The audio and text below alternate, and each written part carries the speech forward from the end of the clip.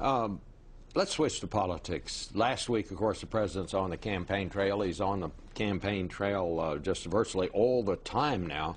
While he was out there, the Democrats put out an ad that's released this morning that blames the Republicans and specifically the U.S. Chamber of Commerce for injecting foreign money into campaigns. The president's words on the trail last week were, groups that receive foreign money are spending huge sums to influence American elections. Well, let's just look at this ad that the Democrats put out today. Karl Rove, Ed Gillespie, they're Bush cronies. The U.S. Chamber of Commerce, they're shills for big business. And they're stealing our democracy, spending millions from secret donors to elect Republicans to do their bidding in Congress. It appears they've even taken secret foreign money to influence our elections. It's incredible. Republicans benefiting from secret foreign money. Now, I want to ask you about that because the New York Times looked into the chamber specifically and said the chamber really isn't putting foreign money into the campaign, that it does charge its foreign affiliates dues that bring in less than $100,000 a year. A lot of organizations, including labor unions, do that. But the chamber has an annual budget of $200 million, and it says along with that, it keeps these foreign dues separate. They do spend heavily in politics, $25 million so far. They expect to spend $50 million. But this part about foreign money, that appears to be peanuts, Mr. Axelrod. I mean, do you have any evidence that it's anything other than peanuts? Well, do you have any evidence that it's not, Bob? The fact is that the chamber has asserted that, but they won't release any information about where their campaign money is coming from, and that's at the core of the problem here.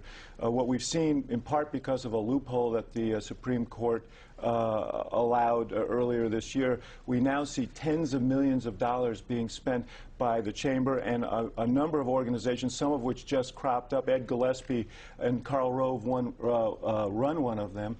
Tens of millions of dollars from undisclosed donors under benign names like the American Crossroads Fund, and they're spending heavily in all these elections. In one race in Colorado, there are 6 different organizations running negative ads against the Democratic senator there, Michael Bennet. No one knows where the money's coming from. So I guess my question back to you and for your next guest is why not simply disclose where this money is coming from, and then all of these questions will be answered? Well, that'll certainly be fine with me, but I want to go back to this thing about the Chamber of Commerce. If they're only taking in $100,000 a year. If they are.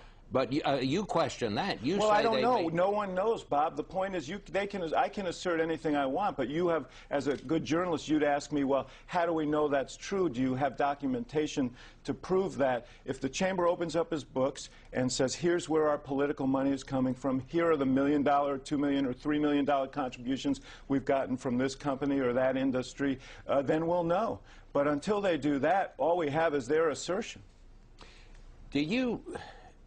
I guess I would put it this way. If the only charge 3 weeks into the election that the Democrats can make is that somehow this may or may not be foreign money coming into the campaign,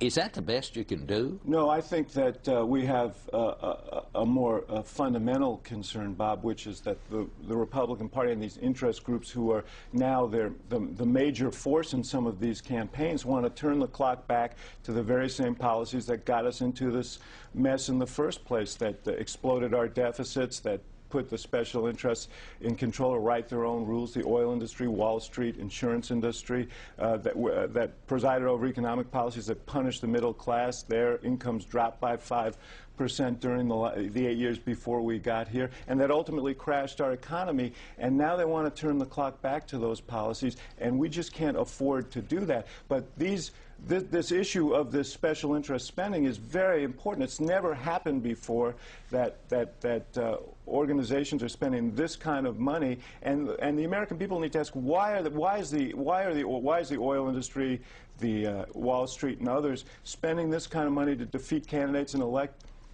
others in this sort of secretive way, and you know, that is a threat to our democracy. Visit Pushback now for news that affects America.